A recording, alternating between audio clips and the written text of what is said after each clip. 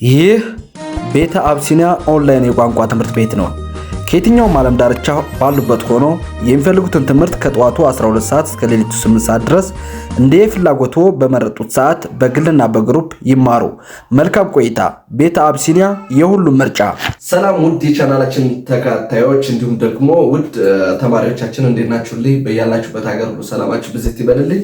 በዛሬ ክላሳችንን እንደምትመለከቱት ማለት ነው ከዚህ ጋር ፊደሎች እንዴት እንደሚነበቡ እዚህ ጋር አናባቢ ፊደሎች አሉ። እዚህ ጋር ደግሞ እንዴት እንደሚነበቡ አስቀምጬላችሁ ማለት ነው። ይሄን ደግሞ ማብራሪያ በደንብ እያብራራው አሳያችኋለሁ። ይህ ቪዲዮ የሚጠቅማችሁ ማለት ነው። አብዛኞቻችሁ ተማሪ ማንበብ ትችላላችሁ፣ ነገር ግን ትርጓሜውንና እንዴት ከሰዎች ጋር ዲያሎግ እንደምናደርግ ንግግር እንደምናደርግ ነው የሚከብዳቸው። ነገር ግን ከዛ በታች ያላችሁ ተማሪዎች ማለትም ገና ፊደላትን ኤቢሲዲን ታውቃላችሁ፣ ነገር ግን ገና ወደ ማንበብ ያልገባችሁ ተማሪዎች እንዴት ማንበብ እንዳለባቸው በዚህ ቪዲዮ ቆንጆ አድርጌ አሳያችኋለሁ ማለት ነው። ሁላችሁም ላይክ፣ ኮሜንት፣ ሰብስክራይብ እንዲሁም ሼር እያደረጋችሁ ትከታተሉናላችሁ ማለት ነው። ምክንያቱም ለእናንተ ላይክ፣ ኮሜንት፣ ሰብስክራይብ እንዲሁም ሼር ስታደርጉ ለእኛ እንደ ደሞዝ ነው። ይህን ታውቃላችሁ ማለት ነው። ስለዚህ አሁን በቀጥታ ወደ ቪዲዮ ይገባለሁ። በዚህ ቪዲዮ እንግዲህ እንደምትመለከቱት በመግቢያ ላይ እንደነገርኳችሁ ገና ማንበብ ያልቻላችሁ ተማሪዎች ይህ ቪዲዮ ለእናንተ በጣም አስፈላጊ ነው ማለት ነው። ይህን ቪዲዮ በደንብ ከተመለከታችሁ እንግሊዝኛ ማንበብ ትችላላችሁ ማለት ነው። ማንበብ ከቻላችሁ ደግሞ ዲያሎጉን ትርጉሙን በቀስ በቀስ ደግሞ ወደ ትርጓሜው ትገባላችሁ። በቀላሉ ለእናንተ ማንበብ መጻፍ ቀላል ይሆንላችኋል ማለት ነው።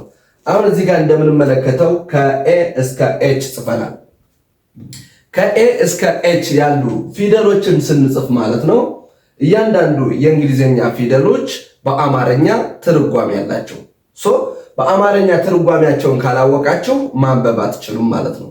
ለምሳሌ ጉድ ሞርኒንግ ብዬ ብጽፍ እንደ ምሳሌ ነው። ይሄን ፎከስ አድርጎ ጉድ ሞርኒንግ ማለት የእንግሊዝኛ ወርድ ነው። ለምሳሌ ጉድ ጉድ ጉድ ጉድ አልሁኝ። ጉ ማለት እንግዲህ ጉ ማለት የእንግሊዝኛ ጉ በአማርኛ ነው። ነገር ግን ጉድ የሚለው በእንግሊዝኛ ነው ትርጉም ያለው። ጉድ ሞርኒንግ ሞርኒንግ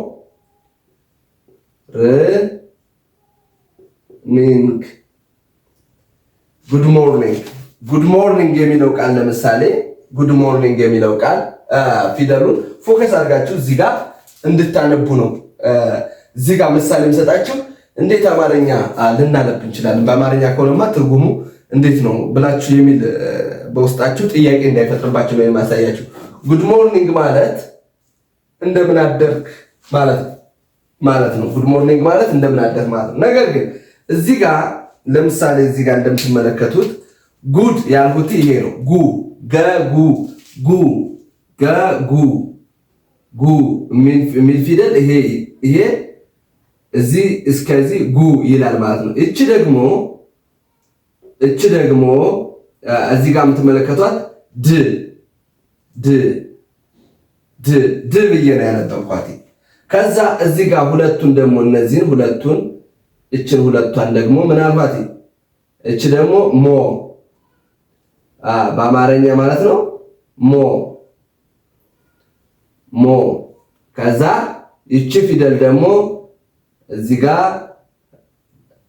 ር በአማርኛ ር አልኳት። እዚህ ጋር ኒ እቺ ደግሞ እዚህ ጋር እቺ ፊደል ማለት ነው ነኑ ኒ እዚህ ጋር ያው ይሄ መልሶ ን እዚህ ጋር ጅ ፊደል ደግሞ ግ ፊደል ነው። አያችሁ። ስለዚህ እዚህ ጋር ፊደሎች እያንዳንዳችሁ ዘረዘርሁላችሁ።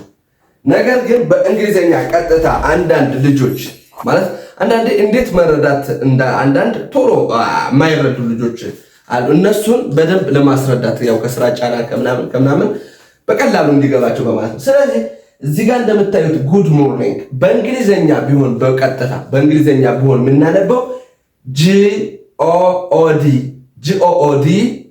MORNING ነው የሚለው። ይሄ በእንግሊዝኛ ቢሆን GOOD MORNING ብለን ነበር ቀጥታ በእንግሊዘኛ ቢሆን ምናነበው። ስለዚህ ያ ማለት ስናነባቸው በአማርኛ አድርገን ነው የምናነባቸው። ነገር ግን ትርጉሙ እንግሊዘኛ ነው የሚሆን። አያችሁ ጉድ ሞርኒንግ ይላል። እንደ ሞ ማንን አነበብኳት? እዚህ ጋር አሁን እንደ ጉ ጂኦኦ እና ጂኦኦን እዚህ ጋር ጂኦኦን ጉ አልኩት፣ ዲን ደግሞ ድ አልኩት፣ ኤምኦን ደግሞ ሞ አልኩት፣ አርን ብቻ ር አልኳት፣ ኤንንና አይን ኒ አልናት፣ ኤንን ብቻ ን አልናት፣ ጅን ግ አልናት። ስለዚህ ጉድ ሞርኒንግ ይላል። ጉድ ሞርኒንግ የሚለው ቃል ግን በአማርኛ ጉድ ሞርኒንግ የሚል ወርድ የለም። የእንግሊዝኛ ወርድ ነው ጉድ ሞርኒንግ። በአማርኛም ትርጉሙ ምን ይሆናል ማለት ነው? እንደምን አደራችሁ ይሆናል።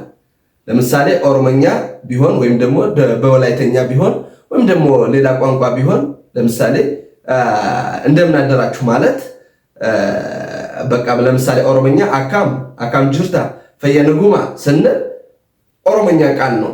ነገር ግን በአማርኛ ደግሞ እንደምን አደርክ ማለት ነው ትርጉሙ ማለት ነው። ላይክ እንግሊዘኛም እንደዚያ ነው። ከዚያ የሚለየው ነገር የለም። እንግሊዘኛ ቋንቋ ነው፣ በቃ ቋንቋ ነው። ከኦሮሞኛ ከወላይተኛ ከሌሎች ከኞች ከሀገራችን ካሉ ከ55 አሁን ከ80 ምናምን በላይ ቋንቋዎች ነው። እንደነዚያ ቋንቋዎች ውስጥ አንዱ በቃ እንደነዚያ ቋንቋዎች አንድ ቋንቋ ነው እንግሊዘኛ። ሶ ፍች ነው ያለው በእንግሊዘኛ፣ በአማርኛ ሲተረጎም ፍች ነው ያለው። ስለዚህ ይሄንን ለማወቅ እንዴት ነው ፊደሎችን ምናውቃቸው? ጉድ ለማለት እንዴት አመጣ ነው ዋናው ኮንሰፕታችን። አሁን ጉ ለማለት ኦን እንዴት አመጣ ነው። ድ ስንለውስ ዲን እንዴት አመጣ ነው። ሌሎችንም በተመሳሳይ እንዴት አድርገን ነው እነዚህን ፊደሎች የምናውቃቸው የሚለውን አሁን በዚህ ቪዲዮ እንመለከተዋለን ማለት ነው። ስለዚህ እናንተም እንደዚህ እንደኔ እንድትጽፉ ይሄንን ተከታተሉ። ፊደሎችን 26 የእንግሊዘኛ ፊደሎች አሉ። እንግዲህ ከ26ቱ ፊደሎች 5 አናባቢ ፊደሎች አሉ፣ 21 ተነባቢ ፊደሎች አሉ። አናባቢ የምንላቸው ለምሳሌ እዚህ ላይ ኦ አናባቢ ነው፣ ጂ ተነባቢ ነው። ጉ ብለነዋል። ጉ አያችሁ፣ ጉ ብለነዋል። ኦና ኦን አላነበብነውም። ለምን? አናባቢ ስለሆኑ። ድ ብለናል። አያችሁ፣ ድ ተነቧል። ጉድ እዚህ ጋር ጉድ ስንል 2 ፊደል ብቻ ነው የጠራነው፣ ጉንና ድን። በመሃል ያሉት ምን ናቸው? አናባቢዎች ናቸው ማለት ነው። ከዛስ ሞርኒንግ ስንል ሞርኒንግ ስንት? 4 ፊደል ነው ሞርኒንግ ያልነው። 4 ፊደል ተነባቢ ናቸው። እዚህ ጋር ስንት አለ? 1 2 3 4 5 6 7 ፊደል አለ። 7 ፊደል አለ። ከ7ቱ ፊደል 4ቱ ተነባቢ ናቸው። ሌሎች ግን 3ቱ አናባቢ ናቸው ማለት ነው። እንዴት አናባቢ ሆኑ? አናባቢ የምንላቸው እንግዲህ እነዚህው አናባቢ ፊደሎች የምንላቸው ኤ ኢ አይ ዩ እና ኦ ናቸው። አያችሁ፣ ስናናብብም እዚህ ጋር ጂ ኦ ኦ አናባቢ ነው። ይሄው እዚህ ጋር ኦ አናባቢ ነው። ሞርኒንግ ስንል ኦ እዚህ ጋር ነው አናባቢ ነው። ሞ ግን ሞ ብለናል። ር ብለናል። ኒ ስንል ኤንን አይን አላነበብናትም። ኒ አይ አናባቢ ስለሆነች ነው። አያችኋት፣ እዚህ ጋር አናባቢ ናት እንደምትመለከቷት። እዚች ጋር አናባቢ ኒ ንና ግን ጠርተናቸዋል። ስለዚህ በአፋችን የምንነካቸው ፊደሎች ስንነጋገር ሞርኒንግ ምንለው እንደነዚህ መሳይ የምንነጋገራቸው ተነባቢ ፊደል ሲባሉ ማንጠራቸው በሳውንድ ግን መሸጋገሪያ የምንጠቀማቸው። ለምሳሌ ጉድ ስንል ከጂ እስከ ዲ ከጉ እስከ ድ ድረስ የተሸጋገርንበት ፊደል ኦ ፊደል አናባቢ ፊደል እንለዋለን። ይህም የሆነበት ምክንያት የእንግሊዝኛ ፊደሎች 26 ስለሆኑ ከ26ቱ ፊደሎች አማርኛ ለማንበብ ለምሳሌ የገን ቤት ብንወስድ ከገ እስከ ጎ ለመጻፍ የግድ ምን ያስፈልጋል? ጅን ብቻ ጅን ብቻ እስከ 7 ብንጽፍ ገየቱ ነው ጉየቱ ነው ጊየቱ ነው የሚለውን አይለይልንም። እነዚህን አናባቢዎችን ስንጠቀም ገየቱ ነው ጉየቱ ነው ጊየቱ ነው እስከ ጎ ያሉት የቱ ነው የሚለውን ያስረዳናል ማለት ነው። አሁን እንመልከት እንዴት አናባቢ ፊደሎች እንዴት ይገባሉ የሚለውን እንመልከት። እዚህ ጋር ኤ ፊደል ኤ ፊደል እንደማን ነው የሚነበብ? እንደ አ ነው የሚነበብ። ቀድሞ ከመጣልን ማንበብ ከፈለግን ኤን ፊደል እንደ አ ነው የምናነበው። ነገር ግን ኤ ፊደል አናባቢ ፊደል ነው። እዚህ ጋር እንዳያችሁት በቀይ ነው የጻፉት፣ አናባቢ ፊደል ነው። ግን ተነባቢ ሆኖ ቢመጣልን ፊት ለፊት ሆኖ ቢመጣልን መጀመሪያ ላይ የምንነገረው ፊደል ወይም የምንጽፈው ጽሑፍ መጀመሪያ ላይ ኤ ሆኖ ከመጣ አ ብለን ነው የምናነበው ማለት ነው። እዚህ ጋር ቢን ፊደል እንደ በ ፊደል ነው የምናነበው። ሲን ፊደል እንደ ከ ወይም እንደ ሰ ፊደል እናነበዋለን። እንደ ሰ ለምሳሌ ሲኢ ከሆነ እንደ ሰ ነው የምናነበው። ሲ ብቻውን ግን ከጽሑፍ መሃል ሆኖ ሲ ብቻውን ከመጣልን እንደ ከ እናነበዋለን። ዲ ፊደል እንደ ደ እናነበዋለን። ኢ ፊደል አናባቢ ነው። አሁንም አያችሁት አናባቢ ነው፣ ግን አብሮ ከመጣልን እንደ እ እናነበዋለን ማለት ነው። ከዛ እዚህ ጋር ኤፍ ፊደል አለ። ኤፍ እንደ ፈ እናነበዋለን። ጅን እንደ ገ እናነበዋለን። ኤችን እንደ ሃ እናነበዋለን። ኤች ፊደልን እንደ ሃ እናነበዋለን። ይህም ሆኖ ግን ለምሳሌ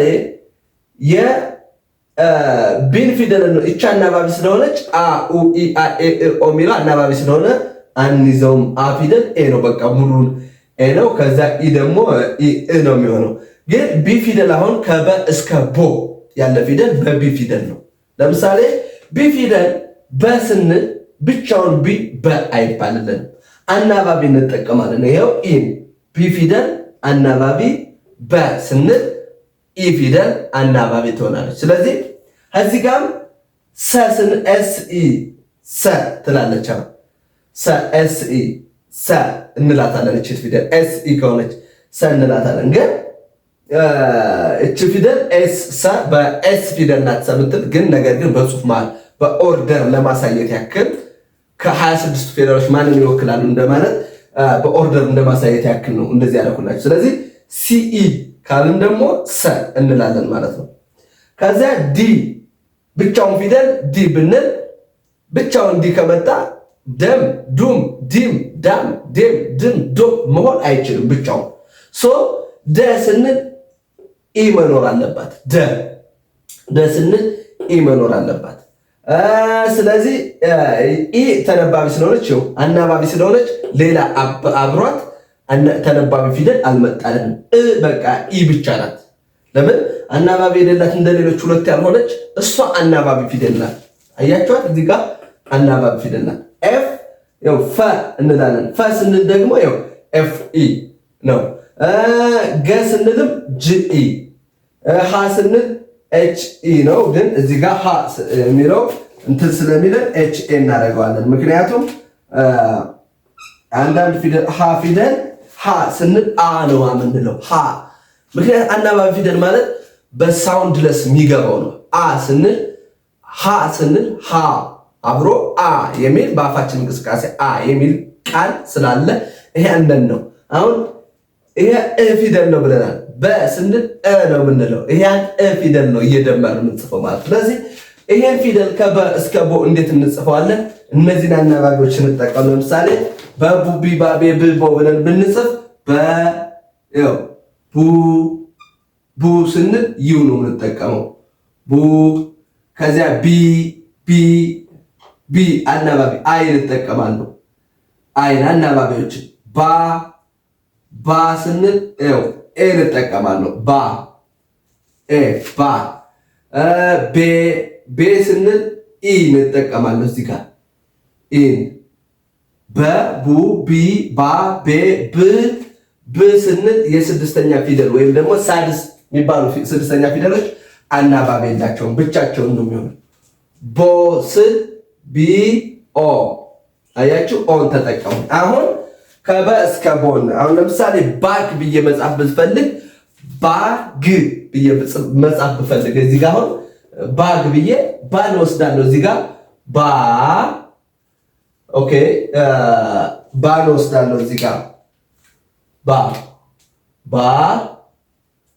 ግ ኤን ባ ማለት ቢኤ ስለሆነ ባ ነው። ከዚያ ግ ጅ አጋጣሚ አናባቢ ስለሆነ ባግ ማለት ግን ምንድን ነው? ፖርሳ ማለት ነው። የኋላ ፖርሳ ማለት ነው ባግ ማለት። ሶ ባግ የሚለውን ለመጻፍ አሁን ባን ማወቅ አለብኝ ማለት ነው። ባየቱ ነው ግየቱ ነው ልክ እንደ እንግሊዘኛው። ስለዚህ ባግ ብዬ በዚህ መልኩ ጽፋለሁ። እነዚህን በተመሳሳይ አሁን ሰንተውና ኮመን ስላልሆነች እቺ ለማሳየት ስለሆነ ዲንም ስጽፍ ዲኢ ደ ዱ ስላሁን ዲ ዱ የሁለተኛ ፊደል ቋሚ ነው። ከዚህ በኋላ ቋሚ ናቸው አናባቢነታቸው። የመጀመሪያው እንደ ደ ማን ይነበባል፣ እንደ በማን ይነበባል፣ እንደ ሰ እንደ ከማን ይነበባል የሚለው ነው እንጂ ምን ላይ አናባቢ በቃ ኦልዌይስ እነዚህ ነው የምንጠቀመው ማለት ነው። ዱ ዩን ነው የምንጠቀመው እዚህ ጋር የተጠቀሙትን ዩ ማለት ነው።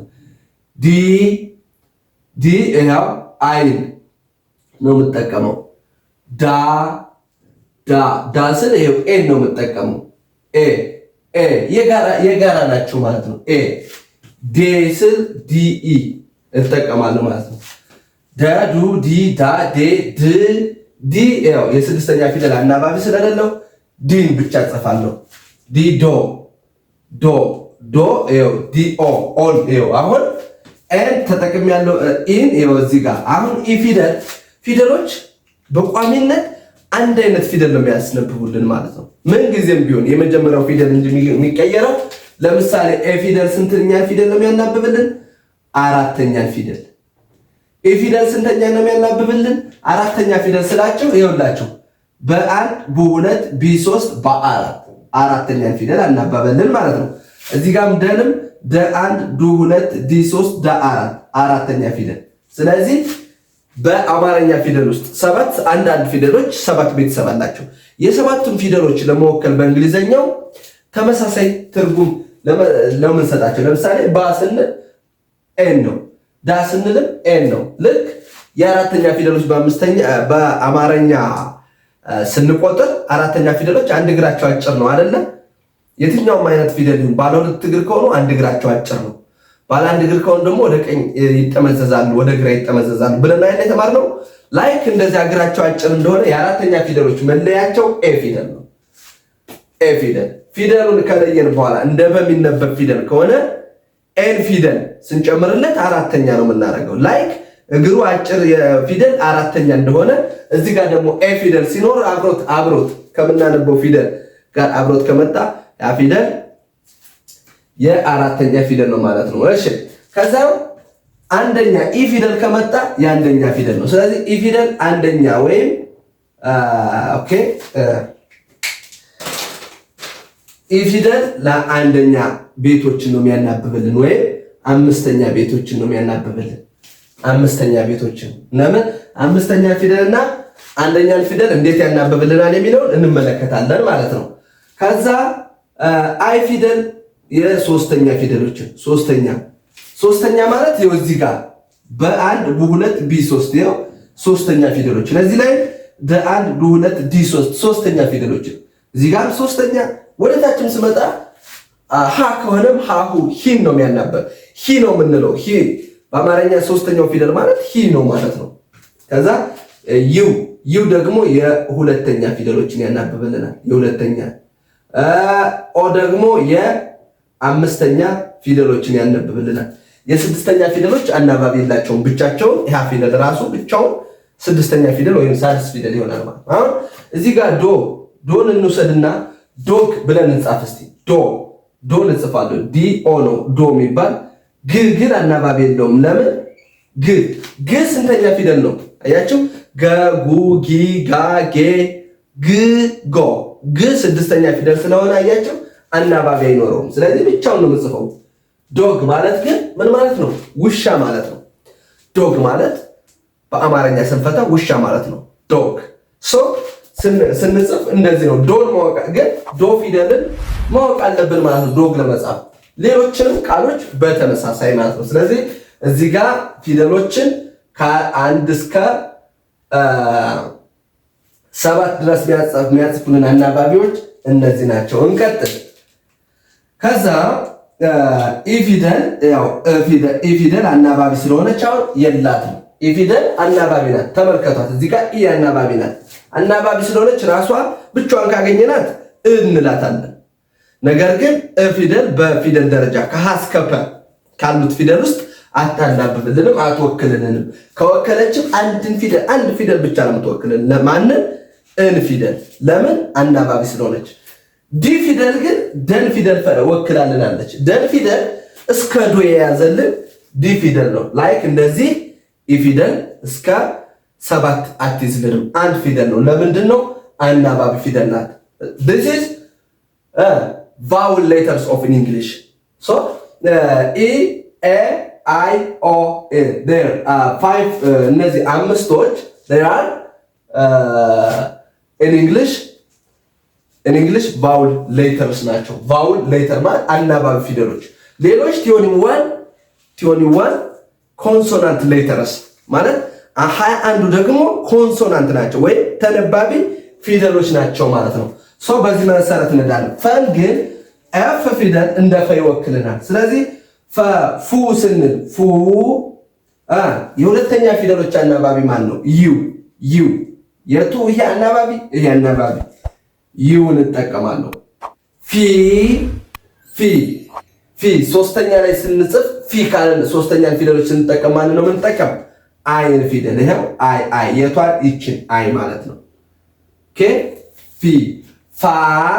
ፋ ስንል ኤፍ አራተኛ ፊደል አናባቢ የምንጠቀም ማን ነው? ኤን ፊደል ይሄው አራተኛ ኤን ፊደል ነው የምንጠቀም በኮንስታንት ኤን። ይሄው እዚህ ጋር ዳም ስንል ባም ስንል ኤን አስገብተናል። ለምን? አንድ እግሩ አጭር ፊደል ነው በአማርኛ። በእግር አጭር በመሆን ነው አማርኛ ላይ ፊደሎች የምንለያቸው። አሁን አራተኛ ፊደሎች የምንለያቸው እግራቸው አጭር በመሆን ነው። አምስተኛ ፊደሎችን እግራቸው ቀለበት በቀኝ እግራቸው በኩል ቀለበት ስላላቸው ነው።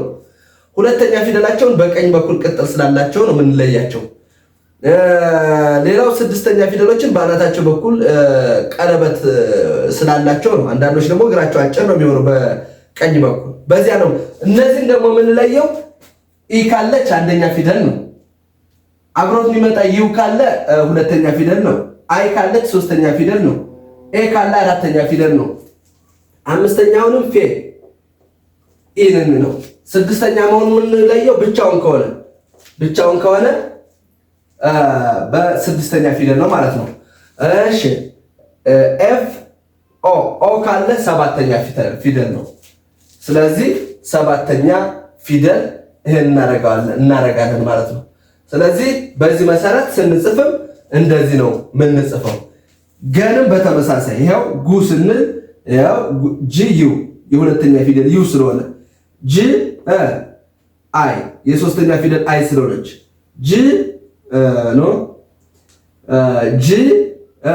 ኤ አራተኛ ፊደል መለያቸው ኤ ስለሆነ ጂ ኢ አምስተኛ ፊደል ኢ ስለሆነ ጂ ብቻ የስድስተኛ ፊደል ጂ ስለሆነ ፊደሉ ጂ ብቻ ስለሆነ አናባቢ ስለሆነ ጂ ኦ መለያው ኦ ስለሆነ ለምሳሌ ጎት ብዬ ልጻፍ። እዚህ ላይ ጎል ልጻፈው። መጀመሪያ ጎት ለማለት ጎ ጂኦ ነው። ጎ ለማለት ጂኦ ጎ ላለው ጎት ደግሞ ት ስንተኛ ፊደል ናት? ስድስተኛ ፊደል ታ 1 ቱ 2 ቲ 3 ታ 4 ቴ 5 ት 6። በእንግሊዘኛ ስድስተኛ ፊደሎች ምን አለ?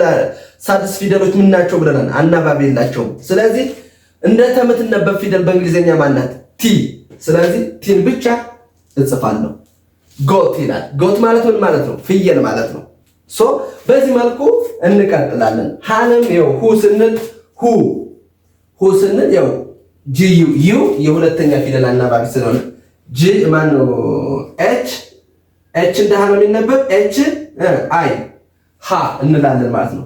ኤች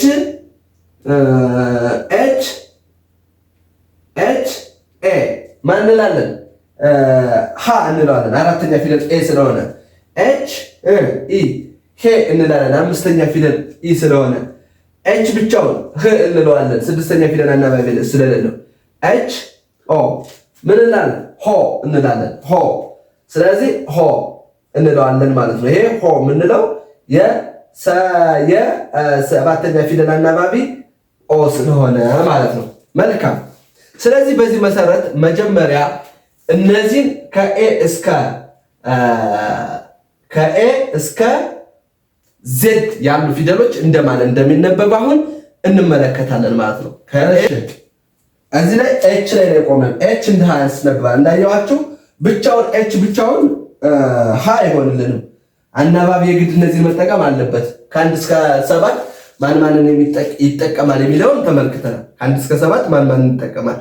ግን አሁን 26ቱ ፊደሎች ማንን ይወክላሉ የሚለውን ግን 7ቱን ለመጠቀም መጀመሪያ እንደማን እንደምትነበብ ለማወቅ ላሳያችሁ።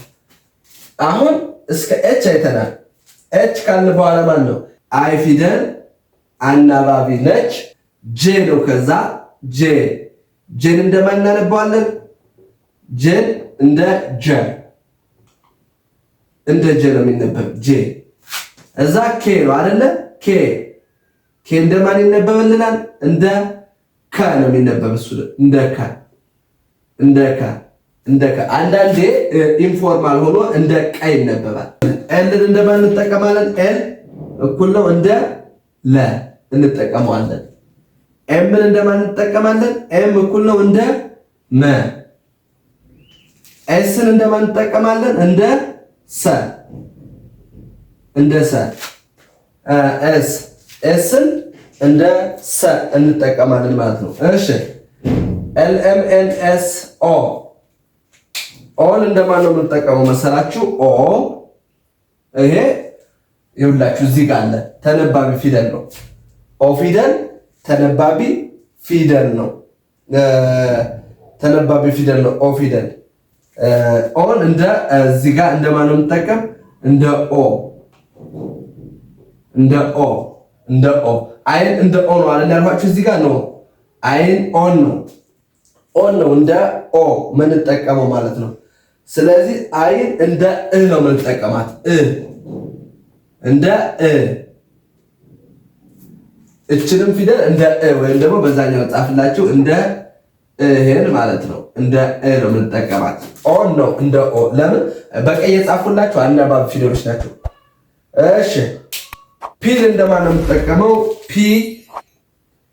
ፒ ደግሞ እንደ ፐ እንጠቀመዋለን። ፒን እንደ ፐ ኪውን እንደማን እንጠቀማለን? እንደዚህ ኪው ደግሞ ወይም ደግሞ በዚህ ጋር ኪው ይችላል በትንሹ ኪው እንደማን እንጠቀማለን? እንደ ቀ በቋሚነት ኪው እንደ ቀ ይነበባል። እሺ ኪው እዛ ኦፒኪው አርን እንደማን እንጠቀማታለን? አርን እኩል ነው እንደ ረ እንጠቀማታለን። አርን እንደ ረ ኦፒኪው አር ኤስን እንደማን እንጠቀማታለን? እንደ ሰ እንጠቀማታለን። እንደ ሰ ቲን እንደማን እንጠቀማታለን? እኩል ነው እንደ ተ እንጠቀማለን። ዩ አሁንም ተነባቢ ፊደል ነው። ዩ ፊደል ተነባቢ ፊደል ነው። እንደማን ነው የምናነበው? እንደ ኡ ተነባቢ ሲሆን እንደ ኡ። ነገር ግን የሚያናብብልን የማንን ነው? ሁለተኛ ፊደላችን ነው። ቪን እንደማን እናነበዋለን? እኩል ነው እንደ ቨ እናነበዋለን። ከዚያ ደብሊው እንደማን ይነበባል? እኩል ነው እንደ ወ ይነበባል። ከዛ ኤክስ ያው በዚህም እንዴት ነው የምናነበው? ኤክስ ነው የምንለው።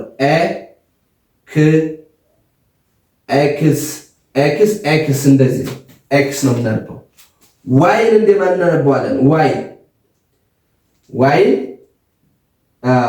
ዋይ እንደማን ነው የምናነበው?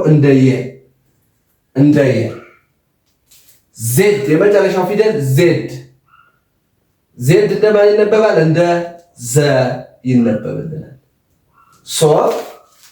በዚህ መልኩ 26ቱን ፊደሎች ከሀ እስከ ፐ ያሉ ፊደሎችን ተኩልን ማለት ነው። ነገር ግን ስንጽፍ ብቻውን አሁን ጀም፣ ጁም፣ ጂም፣ ጃም፣ ጆ ማለት አንችልም። ብቻውን ከጀ እስከ ጆ ያሉ ፊደሎችን አይጠቀምልንም።